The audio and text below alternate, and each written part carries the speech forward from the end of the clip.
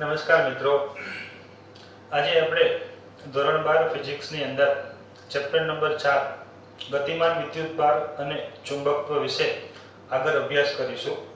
તો મિત્રો, આપણે અગાઉના લેક્ચરમાં જોયું કે જ્યારે ચુંબકીય ક્ષેત્રની અંદર વિદ્યુતભારને જ્યારે ગતિ કરાવવામાં આવે છે ત્યારે ચુંબકીય ક્ષેત્ર દ્વારા આ વિદ્યુતભાર પર બળ લાગે છે અને આ બળને આપણે ચુંબકીય ક્ષેત્ર કહીએ છીએ. તથા આપણે એ પણ જોયું કે આ વિદ્યુતભાર પર લાગતું બળની દિશા કઈ છે તથા આ બળનું મૂલ્ય કેટલું છે, જેના વિશે આપણે છે એ અગાઉના લેક્ચરની અંદર છે એ વિસ્તારપૂર્વક ચર્ચા કરી ચૂક્યા છીએ. હજુ જે કોઈ વિદ્યાર્થી મિત્રોએ છે અગાઉના લેક્ચર છે તૈયાર ન કર્યો હોય તો મારી તમને સૂચના છે કે સૌપ્રથમ છે અગાઉનું લેક્ચર છે તૈયાર કરો, ત્યારબાદ જ આ વિડિયો લેક્ચરને છે તમે છે સમજશો તો તમને છે એ વધારે હેલ્પફુલ થશે. તો આજે આપણે છે આ બળ છે એ વિશે હજુ વધુ વિસ્તારપૂર્વક છે ચર્ચા કરવી છે. તો જોઈએ કે આ વિદ્યુત ભાર પર લાગતું જે બળ છે એ આ સમીકરણ મુજબ આપણે દર્શાવીએ છીએ. જો એના મૂલ્યની વાત કરીએ તો એનું મૂલ્ય થશે QVB sin θ મુજબ થશે, જ્યાં θ છે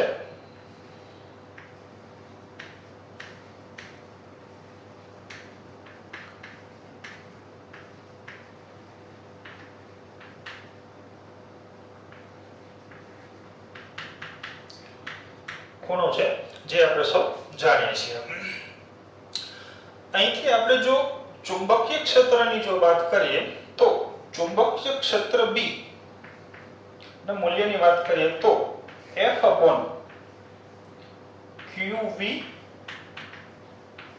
sin θ થશે.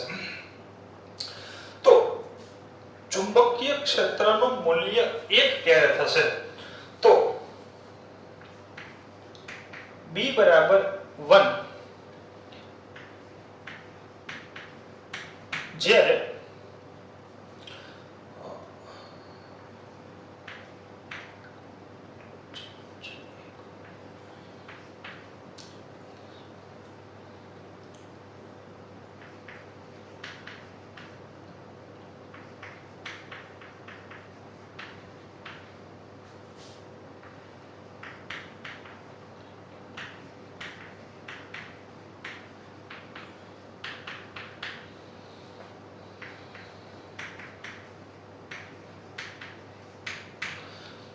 તો અહીંયા જોઈએ કે B નું કિંમત છે એ 1 ક્યારે થશે તો જ્યારે 1 કુલમ જેટલા ચાર્જને 1 મીટર પ્રતિ સેકન્ડ થી ચુંબકીય ક્ષેત્રને લંબ રૂપે છે જ્યારે ગતિ કરવામાં આવે છે અને જો તેના પર લાગતું બળ 1 ન્યૂટન થાય તો B ની વેલ્યુ છે એ 1 જેટલી થતી હોય છે. એટલે કે અહીંયા આપણે છે વાત કરીએ તો ચુંબકીય ક્ષેત્ર જ્યારે લંબ રૂપે છે એ ગતિ કરે છે ત્યારે આપણે આ મુજબ પણ આપણે આપી શકીએ છીએ. તો જ્યારે F ની મૂલ્ય 1 થશે, 1 કુલમ જેટલો ચાર્જ હશે તથા એનો વેગ છે એ 1 મીટર પર સેકન્ડ થશે અને આ વિદ્યુત ભારને ચુંબકીય ક્ષેત્રમાં લંબ રૂપે છે એ દાખલ થતો હોય ત્યારે છે એ B ની કિંમત છે એ 1 થશે. જો હવે આની આપણે છે એ એકમની વાત કરીએ તો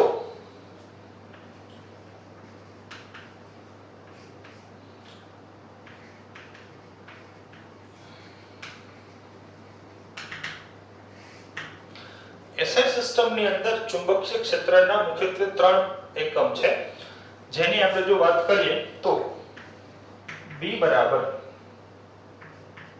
F/QV મુજબ એનો એક એકમ થશે, બળનો એકમ છે ન્યૂટન થશે, નીચે ચાર્જનો એકમ છે એ કુલમ થશે તથા વેગ જેનો એકમ મીટર પર સેકન્ડ થશે. તો એક એકમ છે ન્યૂટન સેકન્ડ પ્રતિ કુલમ્બ ઇન્ટુ મીટર છે. આનો બીજો એકમ છે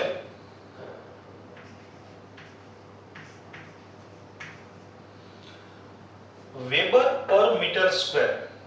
મિત્રો યાદ રાખજો, આ જે એકમ છે વેબર પર મીટર સ્ક્વેર, આ એકમ આપણે આગળના ચેપ્ટરની અંદર છે એ ડિટેલની અંદર અભ્યાસ કરવાનો છે. તો અત્યારે ખાલી છે અત્યારે આપણે છે એ લઈ લઈએ છે કે ચુંબકીય ક્ષેત્રનો એક એકમ છે એ વેબર પર મીટર સ્ક્વેર છે.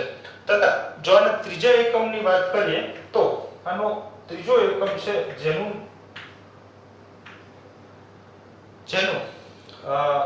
નિકોલા ટેસ્લા નામના સાયન્ટિસ્ટ ના માનમાં એને ટેસ્લા યુનિટ છે, જેને કેપિટલ ટી વડે દર્શાવાય છે. ટેસ્લા કેપિટલ ટી વડે દર્શાવીએ છે.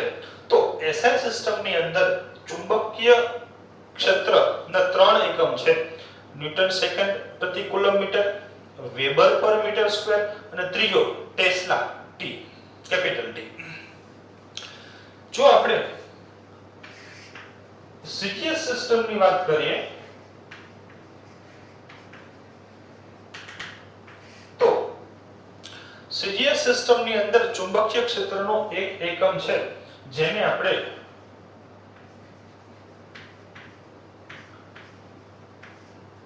ગૌસ તરીકે ઓળખીએ છીએ અને કેપિટલ G વડે દર્શાવાય છે. તો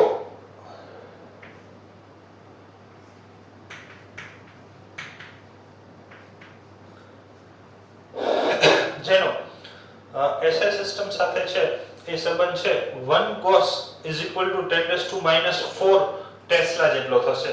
તો અહીં આપણે છે આ ચુંબકીય ક્ષેત્રના એકમની વાત કરી છે. હવે આ ચુંબકીય ક્ષેત્રની અંદર જ્યારે વિદ્યુત ભારને ગતિ કરાવવામાં આવે છે ત્યારે આ વિદ્યુત ભારની ગતિ કેવા પ્રકારની થશે ઇન ધ સેન્સ કે આ ગતિ છે એ સુરેખ હશે, વર્તુળાકાર હશે કે પછી કોઈ બીજા ગતિપથની છે એ ગતિ હશે. તો આના વિશે હવે આપણે છે એ વિસ્તારપૂર્વક ચર્ચા કરીશું ચુંબકીય ક્ષેત્ર દ્વારા લાગતા બળની.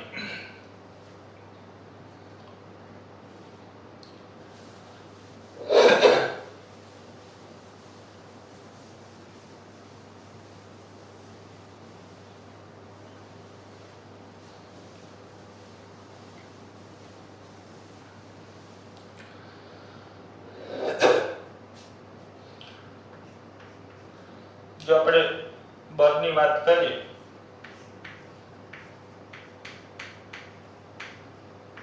જે આ મુજબ આપણે આપીએ છીએ તો અગાઉના લેક્ચરમાં આપણે જેમ જોયું તેમ આ બળ F છે એ વિદ્યુત ભારની ગતિની દિશાને લંબરૂપે હોય છે તથા આ લાગતું બળ છે એ ચુંબકીય ક્ષેત્રને પણ લંબરૂપે હોય છે. જો આપણે આની વાત કરીએ તો આના વિશે છે આપણે ધોરણ 11 ની અંદર કાર્ય ઊર્જા પાવર ચેપ્ટર છે નો આપણે છે એ ઊંડાણપૂર્વક આપણે અભ્યાસ કરી ગયા છે. તો એની અંદર છે આપણે શીખ્યા હતા કે કાર્ય છે એ ક્યારે થાય છે અને કાર્ય ક્યારે નથી થતું. તો અહીંયા આપણે જોઈએ કે જ્યારે કોઈ પદાર્થ છે એ આ દિશામાં ગતિ કરી રહ્યો છે અને જ્યારે આ ગતિની દિશાને લંબ કોઈ બળ લાગે છે એટલે કે આ બંને વચ્ચેનો ખૂણો છે એ 90 ડિગ્રી હશે, ત્યારે આ બળ વડે આ પદાર્થ પર કોઈ પણ પ્રકારનું કાર્ય થતો નથી. એટલે કે અહીંયા આ જે બળ લાગે છે આ બળનો કોઈ ઘટક આ વેગની દિશામાં કે એની વિરુદ્ધ દિશામાં બળનો કોઈ ઘટક નથી. તો જ્યારે વેગની દિશાને લંબ રૂપે બળ લાગે છે ત્યારે તેના વેગના મૂલ્યમાં કોઈ ફેરફાર થતો નથી, માત્ર તેની દિશામાં ફેરફાર થાય છે. એ પણ આપણે છે એ બરોબર વ્યવસ્થિત સમજ્યા છીએ.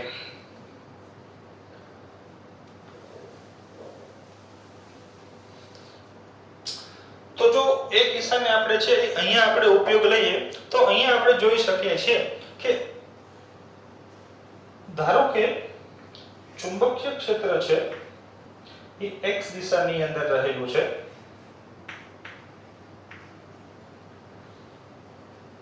તથા જો કણ છે એ નો વેગ આપણે છે એ y દિશાની અંદર છે આપણે રાખીએ તો આ વિદ્યુત ભાર પર લાગતું બળ છે એ અહીંયા સમતલની અંદરની તરફની દિશામાં છે તથા આપણે એમ પણ કહી શકીએ કે વિદ્યુત ભાર પર લાગતું જે બળ છે એ વેગને લંબ હશે તથા ચુંબકીય ક્ષેત્ર b ને પણ લંબ હશે. તો અહીંયા આપણે એ વસ્તુ સમજવું છે કે જ્યારે ચુંબકીય ક્ષેત્રની અંદર વિદ્યુત ભારને છે એ ગતિ કરાવવામાં આવે છે ત્યારે તેના પર લાગતું જે બળ છે એ લંબ રૂપે છે. પરિણામે વિદ્યુત ક્ષેત્ર દ્વારા આ વિદ્યુત ભાર પર કોઈ પણ પ્રકારનું કાર્ય થતું નથી, એટલે કે વર્ક છે એ શૂન્ય હોય છે, જે આપણે અગાઉ જોયું તે મુજબ છે. તો કાર્ય છે એ શૂન્ય છે એટલે કે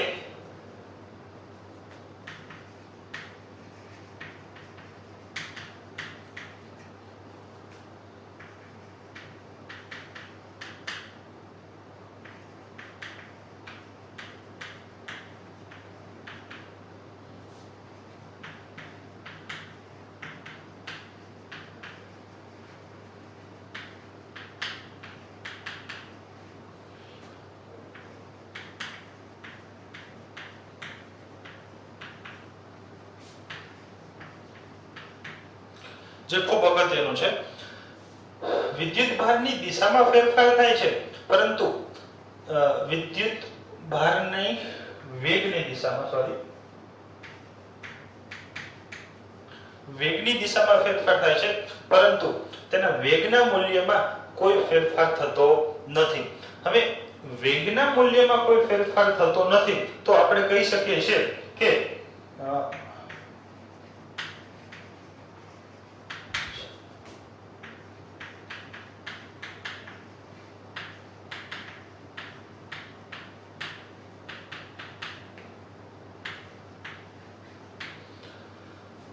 તેની ઊર્જામાં પણ છે એ કોઈ પણ પ્રકારનો ફેરફાર થતો નથી. જો આપણે તેની જે વેગમાનની વાત કરીએ તો p mv મુજબ વેગની દિશા બદલાય છે માટે વેગમાનની દિશા બદલાશે પરંતુ વેગમાનનું મૂલ્ય છે એ બદલાતો નથી. જે વસ્તુ છે અહીંયા આપણે ખાસ ધ્યાનમાં રાખવાની છે.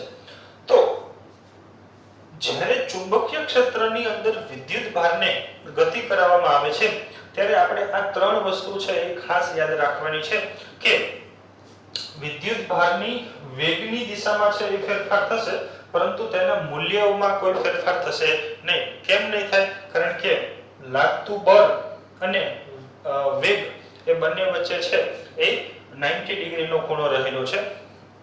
વેગનું મૂલ્ય અચળ હોવાથી તેની ઊર્જામાં પણ છે કોઈ પણ પ્રકારનો ફેરફાર થતો નથી માટે એના વેગમાનમાં પણ છે કોઈ ફેરફાર થતો નથી. તો અગાઉ આપણે છે ચેપ્ટર નંબર 1 ની અંદર વિદ્યુત ક્ષેત્ર વિશે ભણી ગયા. તો એના વિશે જો આપણે જે થોડુંક છે ચુંબકીય ક્ષેત્રને વિદ્યુત ક્ષેત્રની સાથે જો સરખામણી કરીએ તો આપણને છે ખ્યાલ આવશે કે આ જે ચુંબકીય ક્ષેત્ર દ્વારા જે બળ લાગે છે એ વિદ્યુત ક્ષેત્ર દ્વારા લાગતા બળ જેવું નથી. તો એનાથી છે એ કઈ રીતે છે એ જુદું પડે છે જેનો પણ આપણે છે આજે વિસ્તારપૂર્વક છે એ આપણે અભ્યાસ કરવો છે. તો ચલો આપણે જોઈએ હવે કે ચુંબકીય ક્ષેત્ર દ્વારા લાગતું બળ અને વિદ્યુત ક્ષેત્ર દ્વારા લાગતું બળ છે એ કઈ રીતે છે એ અલગ પડે છે.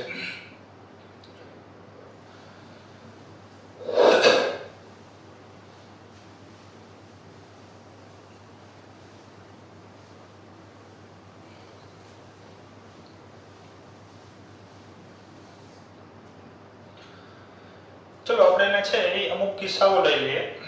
તો સૌપ્રથમ આપણે વાત કરીએ કે ધારો કે અહીંયા એક નિયમિત વિદ્યુત ક્ષેત્ર છે જે આ દિશામાં રહેલું છે. હવે આ વિદ્યુત ક્ષેત્રની અંદર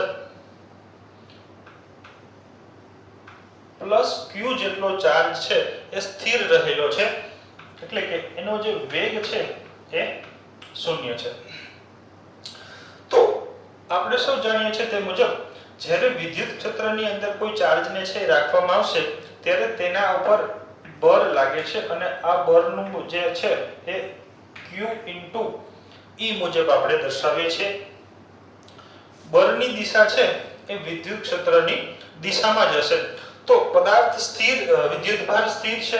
જ્યારે વિદ્યુત ક્ષેત્રની અંદર રાખવામાં આવે છે ત્યારે તેની ઉપર છે બળ લાગે છે, પરિણામે તેની છે એ ગતિ સ્ટાર્ટ થાય છે. તો આ અહીંયા જે વિદ્યુતભાર છે એ પ્રવેગી ગતિ કરે છે. જો જે આપણે જોઈએ તો લાગતું બળ પરથી અને આમાં આપણે લખી શકીએ છીએ, તો તેના પરથી આપણે વિદ્યુતભારનો છે એ પ્રવેગ શોધી શકીએ છીએ.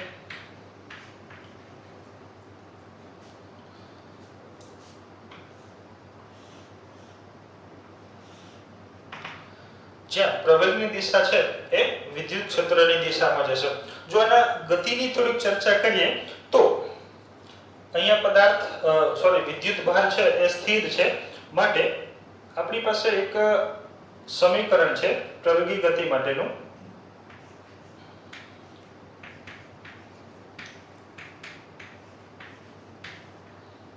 v² = u² + 2as. અહીંયા વિદ્યુતભારનો શરૂઆતનો સ્થિર છે, માટે એનો u છે એ 0 થશે, માટે v બરાબર એટલે કે જેમ અંતર વધશે તેમ તેનો છે એ વેગ વધતો જાય છે. તો અહીંયા આપણે છે આ વિદ્યુત ક્ષેત્રની વાત કરીએ. જો આ જ કિસ્સા માટે આપણે જો ચુંબકીય ક્ષેત્ર લઈએ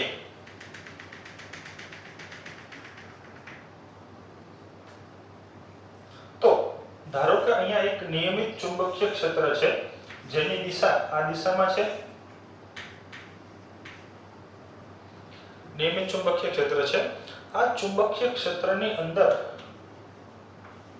પ્લસ q જેટલો વિદ્યુતભાર છે એ સ્થિર રહેલો છે. તો સમીકરણ લાગતા બળના સમીકરણ મુજબ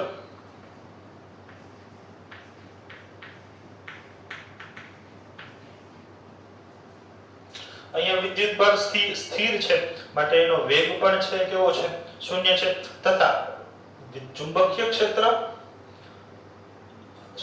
ગતિ તો છે જ ને, એટલે માટે ખૂણાની તો કોઈ વાત જ નહીં આવે. સો વેગ છે એ કેવો છે? શૂન્ય છે, માટે v બરાબર 0 હોવાથી લાગતું બળ છે એ કેવું થશે? શૂન્ય થશે. એટલે કે જ્યારે કોઈ ચાર્જને ચુંબકીય ક્ષેત્રની અંદર મૂકવામાં આવે છે, સ્થિર મૂકવામાં આવે છે, ત્યારે તેના પર કોઈ પણ પ્રકારનું બળ લાગતો નથી.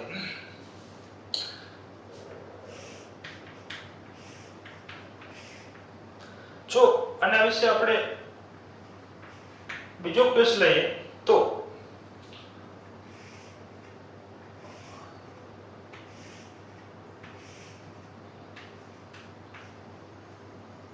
વિદ્યુત ક્ષેત્ર E જેટલું છે.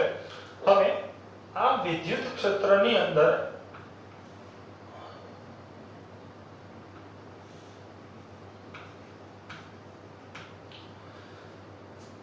વિદ્યુત ભારને વિદ્યુત ક્ષેત્રની દિશામાં ગતિ કરવામાં આવે છે.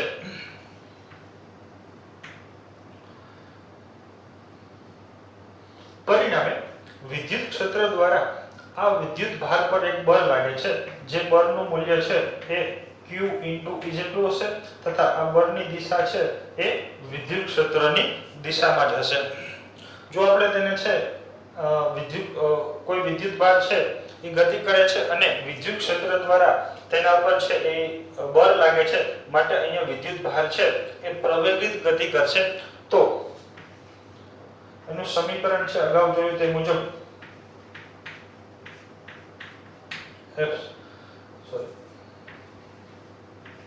આ મુજબ આપણે આપી શકશું, જે અહીંયા પ્રવેગની દિશા છે એ વિદ્યુત ક્ષેત્રની દિશામાં જશે, તથા જો એની ગતિની વાત કરીએ આપણે તો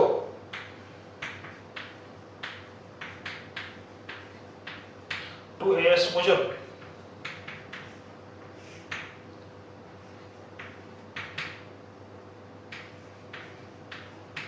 આ મુજબ આપણે છે આપી શકીએ છીએ. તો જે શરૂઆતનો વેગ છે જેમ અંદર વધે છે તેમ તેનો છે એ વેગ પણ વધતો જાય છે. જો અહીંયા આપણે આ જ કિસ્સા માટે ચુંબકીય ક્ષેત્રની વાત કરીએ તો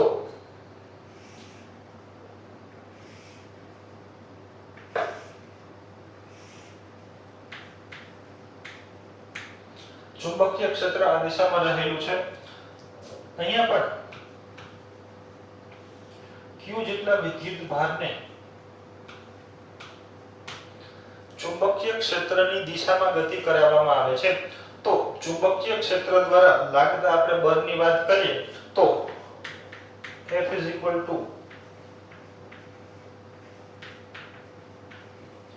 sin θ મુજબ અહીંયા વિદ્યુત ભારનો વેગ છે, પરંતુ વેગ અને ચુંબકીય ક્ષેત્ર વચ્ચેનો ખૂણો એટલે કે θ 0 ડિગ્રી છે, માટે sin 0 ની કિંમત છે 0 થશે, માટે લાગતું બળ છે એ 0 થશે.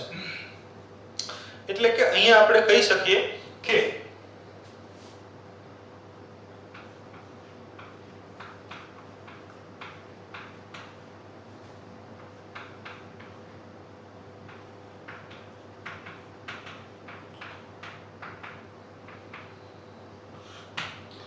નો ફોર્સ નો ઇફેક્ટ. એટલે કે જ્યારે ચુંબકીય ક્ષેત્રની અંદર કોઈ વિદ્યુત ભારને છે એ ચુંબકીય ક્ષેત્રની દિશામાં ગતિ કરાવવામાં આવે છે, ત્યારે ચુંબકીય ક્ષેત્ર દ્વારા વિદ્યુત ભાર પર કોઈ પણ પ્રકારનું બળ લાગતું નથી. એટલે કે અહીંયા ચુંબકીય ક્ષેત્ર દ્વારા થતું કાર્ય કેટલું છે તો કે 0 જેટલું છે, માટે અહીંયા જે દિશામાં વિદ્યુત ભાર ગતિ કરતો હશે એ જ દિશામાં છે એ વિદ્યુત ભારની ગતિ છે એ જળવાઈ રહેશે. એની ગતિના મૂલ્યમાં કોઈ પણ પ્રકારનો ફેર થશે નહીં, કારણ કે તેના પર કોઈ બળ જ લાગતું નથી. તો અહીંયા આપણે વાત કરી વિદ્યુત ક્ષેત્ર અને ચુંબકીય ક્ષેત્ર માટે અલગ અલગ કિસ્સાની વાત કરી. જો હજુ થોડાક જો કિસ્સા વિશે આપણે વાત કરીએ તો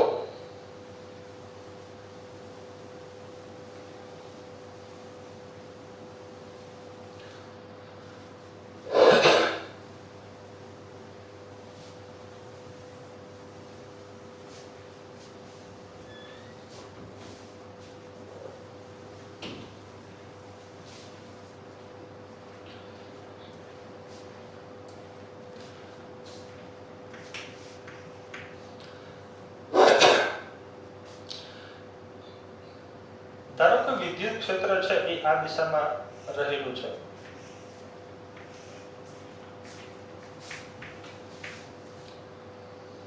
અને હવે q જેટલા વિદ્યુત ભારને વિદ્યુત ક્ષેત્રની વિરુદ્ધ દિશામાં ગતિ કરાવવામાં આવે છે.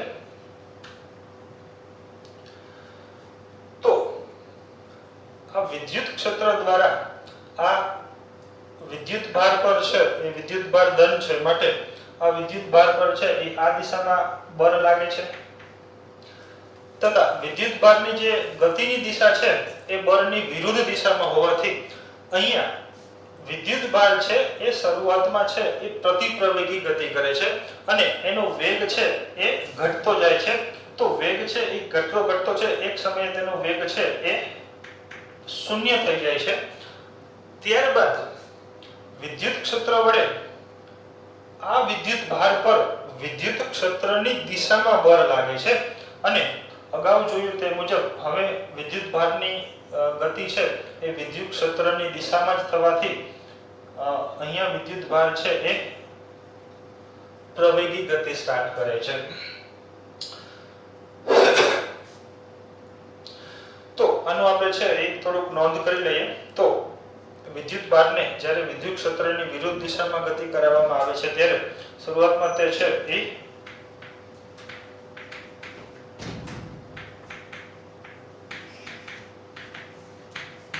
પ્રતિપ્રવેગી ગતિ કરે છે. ત્યારબાદ તેના વેગનું મૂલ્ય છે એ શૂન્ય થાય છે એન્ડ ત્યાર પછી તે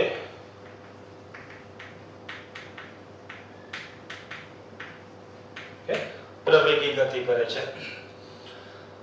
તો ધોરણ 11 ની અંદર પણ આ પ્રકારના ગતિ વિશે આપણે ચર્ચા કરી ગયા છે કે જ્યારે કોઈ પદાર્થને છે એ ઉપર ઉછાળવામાં આવે છે ત્યારે તે એ પ્રતિપ્રવેગી ગતિ કરે છે અને અમુક ઊંચાઈએ પદાર્થ જ્યારે પહોંચે છે ત્યારે તેનો વેગ છે એ શૂન્ય થઈ જાય છે અને ત્યારબાદ એ પદાર્થ જ્યારે નીચે આવે છે ત્યારે પાછો પદાર્થ છે એ પ્રવેગી ગતિ સ્ટાર્ટ કરે છે.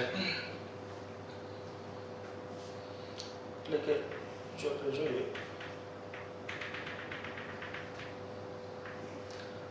અહીંયા એનો શરૂઆતનો વેગ છે એ u જેટલો છે તો અહીંયા એનો વેગ છે અમુક મહત્તમ ઊંચાઈએ છે એનો વેગ કેટલો થશે? શૂન્ય થશે અને ત્યારબાદ છે પદાર્થ છે નીચેની તરફ આવે છે અને પદાર્થ છે એ પ્રવેગી ગતિ સ્ટાર્ટ કરે છે. તો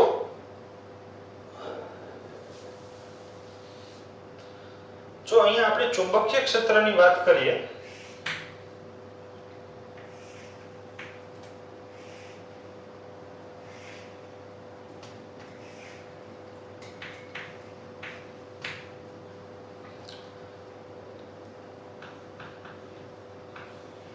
કે જ્યારે વિદ્યુત ભારને ચુંબકીય ક્ષેત્રની વિરુદ્ધ દિશામાં ગતિ કરાવવામાં આવે છે ત્યારે તો લાગતું બળ છે QVB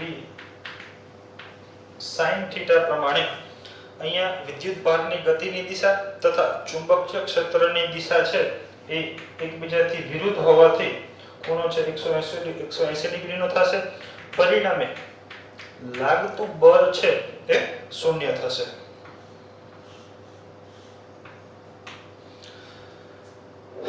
તો અહીંયા પણ આપણે છે કહી શકીએ છીએ કે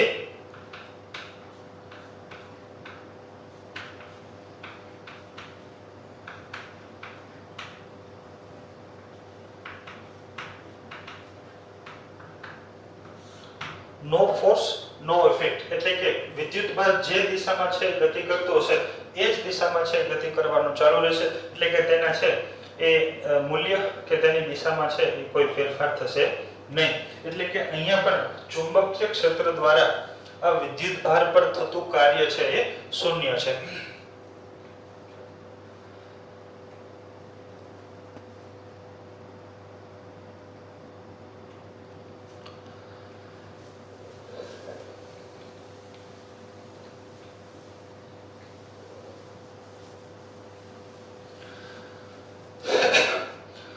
આપણે જોયું.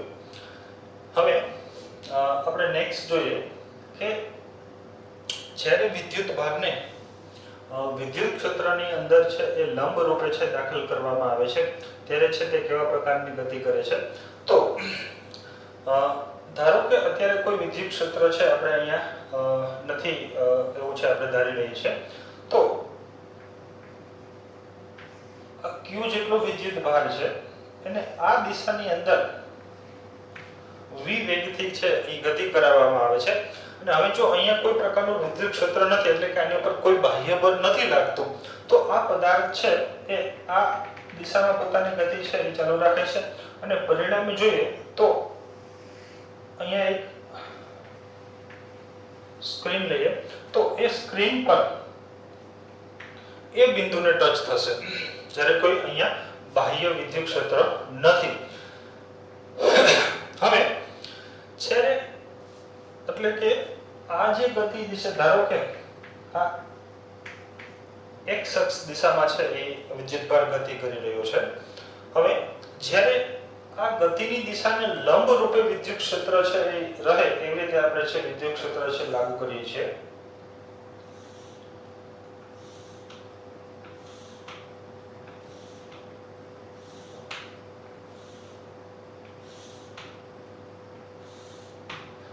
વિદ્યુત ક્ષેત્ર છે એ ઉપરની દિશામાં છે, જેને આપણે y અક્ષની દિશા તરીકે પણ ઓળખીશું.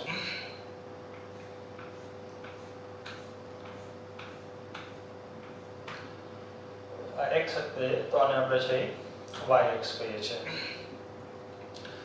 હવે અહીંયા જોઈએ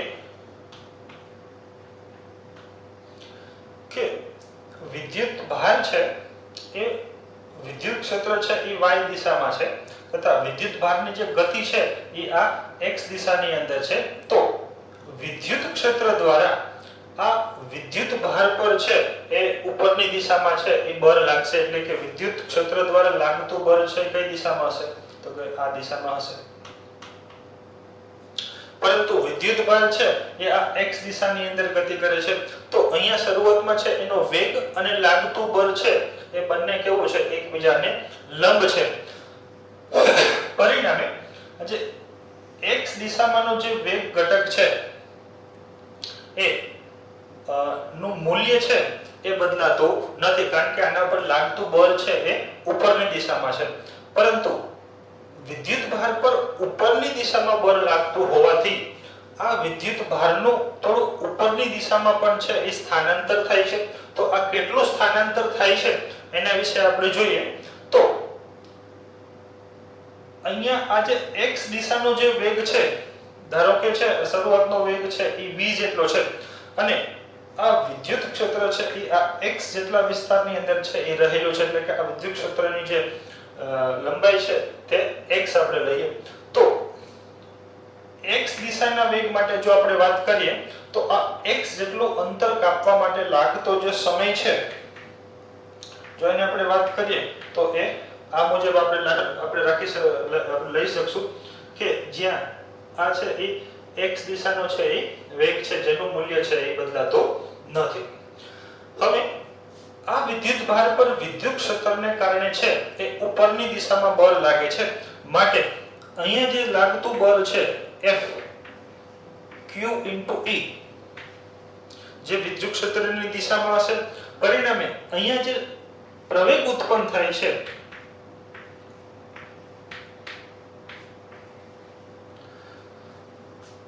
જે અહીંયા વિદ્યુત ક્ષેત્રની દિશામાં છે, તો આ પ્રવેગને કારણે ધારો કે આ વિદ્યુત ભાર છે એ આ આવી રીતે છે એ ઉપરની તરફ બળ લાગતો હોવાથી વિદ્યુત ભાર છે એ આવી રીતે છે એ ગતિ કરે છે. ધારો કે આ B બિંદુ છે, તો y દિશામાં વિદ્યુત ભારે કરેલું સ્થાનાંતરને આપણે છે જો y કહીએ તો ગતિના સમીકરણ મુજબ આ થતું જે કાપેલું અંતર અથવા તો કરેલું સ્થાનાંતર છે એ સમીકરણ ut plus half et² મુજબ આપણે આપી શકીએ છીએ. તો અહીંયા છે એ વિદ્યુત ભારનો y દિશાનો શરૂઆતનો વેગ છે એ 0 છે, માટે અહીંયા u બરાબર આપણે 0 લઈએ છીએ અને y બરાબર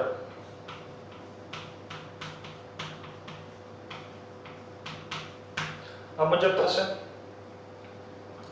તો y બરાબર 1/2 અને અહીંયા આપણે પ્રવેગનું સૂત્ર સમીકરણ છે મેળવવું છે જે છે QEm તથા આ સ્થાનાંતર માટે લાગતો સમય છે જે પણ આપણે છે એ જોયો છે જે છે x/v જેટલો છે. જો આપણે આ સમીકરણ નો વર્ગ છે માટે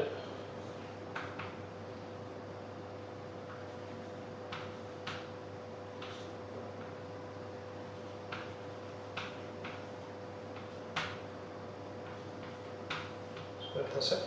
તો અહીંયા આપણે છે એ જોઈ શકીએ છીએ કે વિદ્યુત ભાર q, વિદ્યુત ક્ષેત્ર નિયમિત છે તેનું મૂલ્ય અચળ છે, τ અચળ છે, વિદ્યુત ભારનું દર અચળ છે તથા આ x દિશાનો વેગ છે જેનું મૂલ્ય પણ કેવું છે? અચળ છે. તો અહીંયા છે એ આ આખું પદ છે એ અચળ છે, માટે અહીંયા આપણે છે એને લખી શકીએ છીએ. જો આપણે x ને કરતા બનાવીએ તો એનું સમીકરણ થશે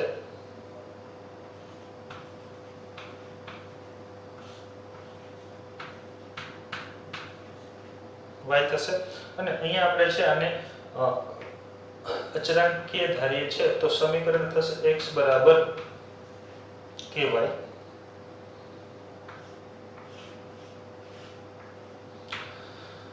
તો મિત્રો આ જે સમીકરણ આપણને મળે છે x² બરાબર ky, આ સમીકરણ છે એ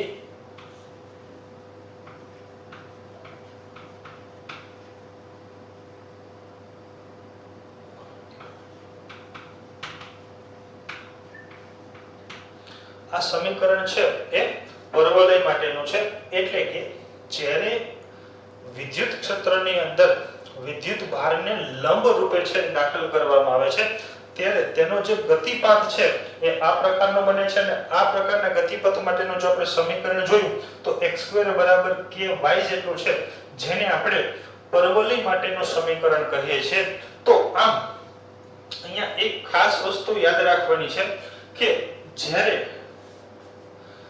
વિદ્યુત ક્ષેત્રની અંદર વિદ્યુત ભારને લંબ રૂપે દાખલ કરવામાં આવે છે ત્યારે વિદ્યુત ભારનો ગતિપથ છે એ પરવલય આકારનો બને છે.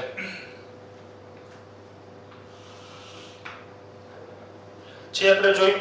તથા બીજી વસ્તુ કે જ્યારે આ વિદ્યુત ભાર છે એ વિદ્યુત ક્ષેત્રને એ બહાર નીકળે છે એટલે કે છોડે છે ત્યારે તેની જે વેગની જે દિશા છે એ આ બી બિંદુએ દોરેલા સ્પર્શકની દિશામાં હશે. બી બિંદુએ દોરેલા સ્પર્શકની દિશામાં હશે, જે પણ છે એક ધ્યાનમાં રાખવાની વસ્તુ બાબત છે. તો અહીંયા આપણે છે એની નોંધ કરી લઈએ.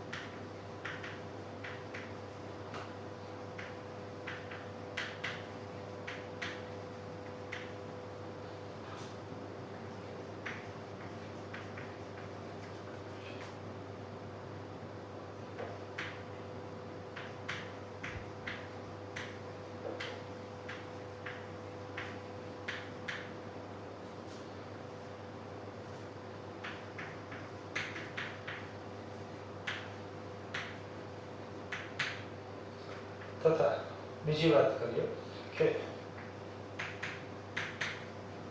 જ્યારે વિદ્યુત ભાર વિદ્યુત ક્ષેત્રની બહાર નીકળશે ત્યારે તેનો વેગ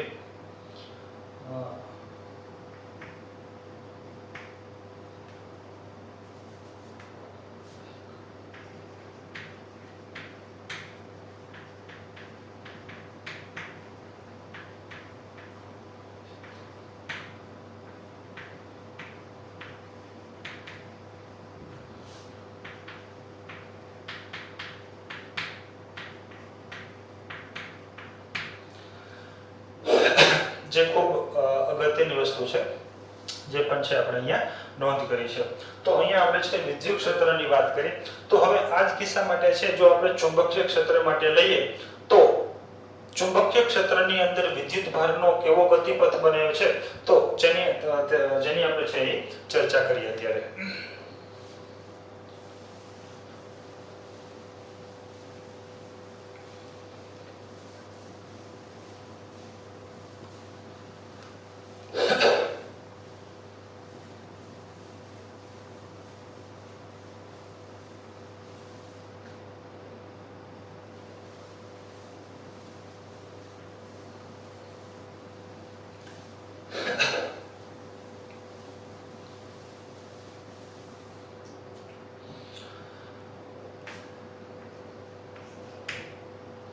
તો અહીંયા આપણે છે એ ચુંબકીય ક્ષેત્રને આપણને સરળતા રહે એ માટે છે આપણે ચુંબકીય ક્ષેત્રને સમતલની અંદરની દિશામાં લઈએ છીએ.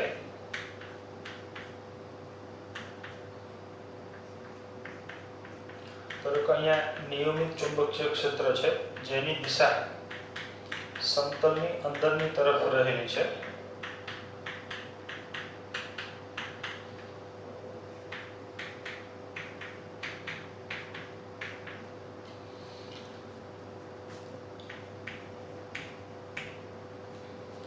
હવે આ ચુંબકીય ક્ષેત્રની અંદર પ્લસ q જેટલા વિદ્યુત ભારને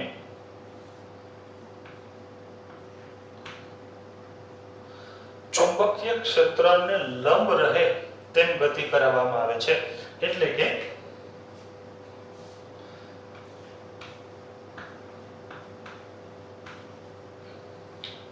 વેગ છે એ ચુંબકીય ક્ષેત્રને લંબ છે તથા ધારો કે આ વિદ્યુત ભારનું જે દર છે એ m જેટલો છે. તો આ વિદ્યુત ભાર પર લાગતા બળની દિશા ફ્લેમિંગના લેફ્ટ હેન્ડ નિયમ મુજબ જો આપણે વાત કરીએ તો ચુંબકીય ક્ષેત્ર અંદરની તરફ છે, એનો ગતિ છે એ આ દિશામાં છે. તો નિયમ મુજબ અંગૂઠો છે ઉપરની દિશામાં રહે છે. તો વિદ્યુત ભાર પર લાગતું જે બળ છે એ ઉપરની દિશા તરફ હશે. તો અહીંયા બળ છે F અને વેગ ગતિની દિશા v બંને વચ્ચેનો જે ખૂણો છે એ 90 ડિગ્રી છે. એટલે કે લાગતું બળ એ વેગને લંબ છે. માટે અગાઉ જોયું તે મુજબ જ્યારે કોઈ પદાર્થ છે એ આ દિશામાં ગતિ કરે છે અને જ્યારે તેને છે લંબ રૂપે બળ લાગે છે ત્યારે તેના મૂલ્યમાં છે કોઈ ફેરફાર થતો નથી, માત્ર તેની દિશા બદલાય છે. તો અહીંયા આપણે જોઈએ કે જ્યારે આની ઉપર છે એ ઉપરની તરફ બળ લાગે છે એટલે કે એની દિશા છે એ ઉપરની તરફ છે એ બદલાય છે. તો આની દિશા છે ધારો કે આ દિશામાં થાય છે, આ દિશામાં બળ લાગે છે અને આ દિશા હવે થાય છે. તો અહીંયા પણ આપણે જોઈ શકીએ છીએ કે આ વિદ્યુત ભારનો જે ગતિની જે દિશા છે એ ચુંબકીય ક્ષેત્રને તો લંબ જ છે. માટે અહીંયા લાગતું બળ છે એ આ દિશામાં હશે. એટલે કે એ ચુંબકીય ક્ષેત્રને તથા વેગ v ને લંબ હશે.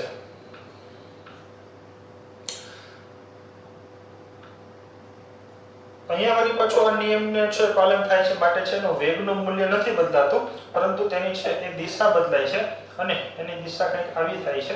તો અહીંયા પણ આપણે જોઈએ તો બળની દિશાની જો વાત કરીએ તો લાગતું બળ છે એ આ દિશામાં થશે. પરિણામે આ જે વેગની દિશા છે એ બદલાશે.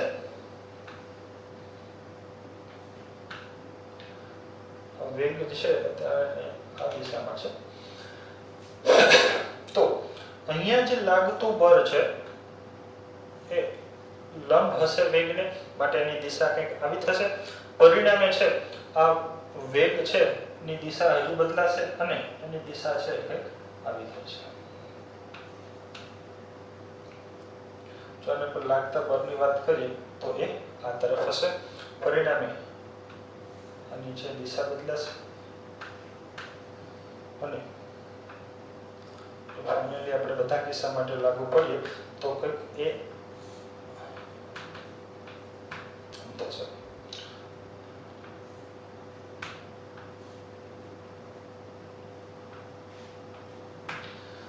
અહીંયા દરેક કિસ્સાની અંદર છે આ વેગ અને લાગતા બળ વચ્ચેનો ખૂણો છે કેવો છે 90 ડિગ્રીનો છે.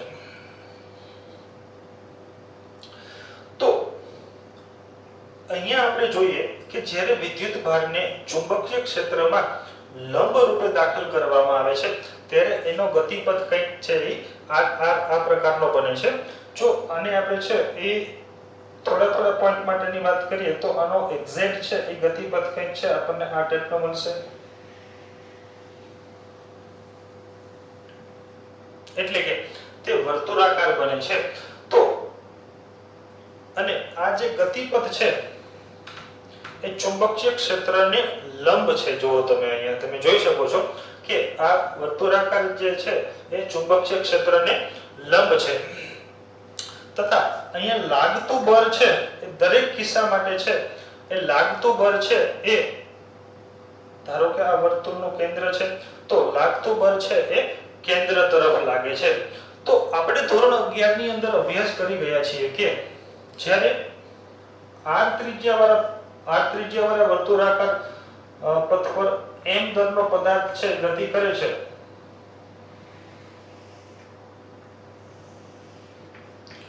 આ r ત્રિજ્યા છે m દરનો પદાર્થ છે એ અહીંયા વર્તુળાકાર ગતિ કરે છે તો અહીંયા કેન્દ્ર તરફ વર્તુળાકાર માર્ગને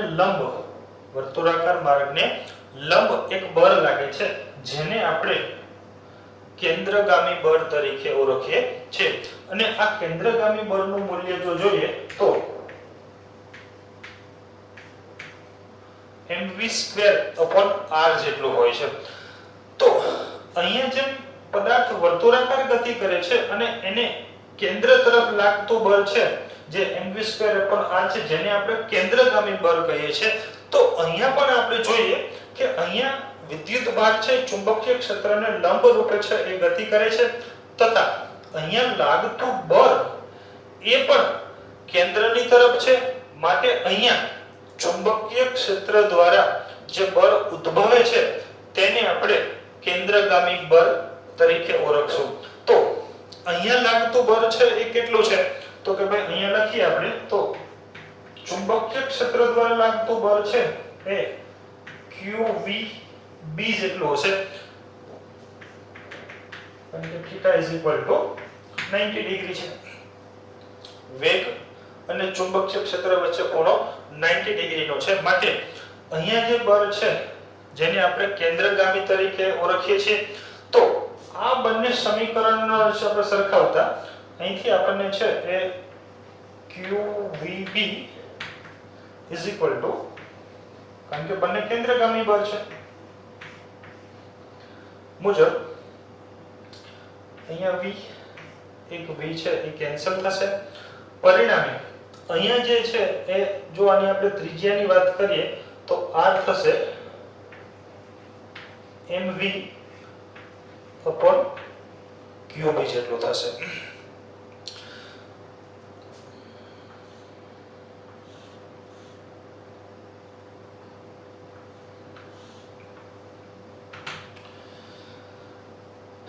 જો આ સમીકરણને આપણે જોઈએ તો આ જે ત્રિજ્યા છે અહીંયા આ વર્તુળાકાર આ કેન્દ્રથી છે એ આ વર્તુળાકાર પથ સુધીની છે આ ત્રિજ્યા r થશે જેનું મૂલ્ય mv/q/b છે જ્યાં m છે એ વિદ્યુત ભારનું દર છે। તો અહીંયા આપણે જોઈ શકીએ છીએ કે ત્રિજ્યા છે વિદ્યુત ભાર અચળ છે m અચળ છે ધારો કે ચુંબકીય ક્ષેત્ર b નું મૂલ્ય પણ અચળ છે તો r છે એ વેગ v ને સમપ્રમાણમાં હોય છે એટલે કે જ્યારે કોઈ ચુંબકીય ક્ષેત્રની અંદર છે એ વિદ્યુત ભારને ગતિ કરાવવામાં આવે છે તો એના દ્વારા બનતું વર્તુળની જે ત્રિજ્યા છે તે તેના વેગ ઉપર આધાર રાખે છે। જેમ વેગ વધારે હશે તેમ છે એ મોટું વર્તુળ બનશે અને એની મોટી ત્રિજ્યા થશે। તો અહીંયા આપણે વાત કરી ત્રિજ્યા અને વેગ વચ્ચેના સંબંધની વાત કરીએ। જો અહીંયા આપણે જો હજુ વાત કરીએ તો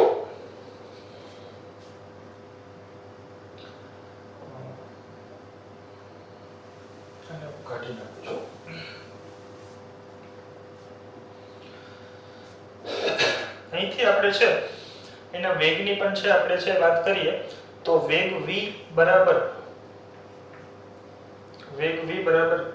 qbr/m જેટલું થશે।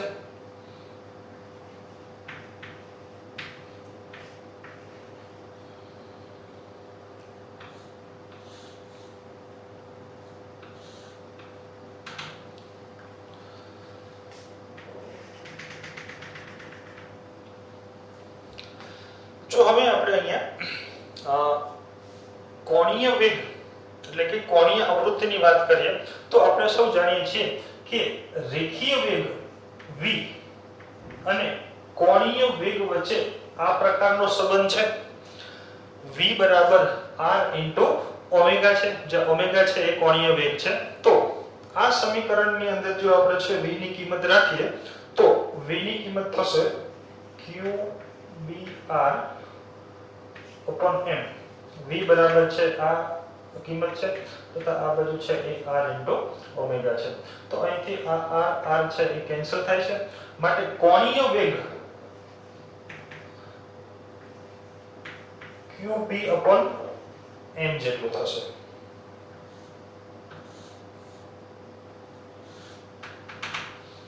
તથા જો આને આપણે આવર્તકારની વાત કરીએ તો આવર્તકાર t બરાબર 2π by ઓમેગા પરથી આની કિંમત છે આમ થશે.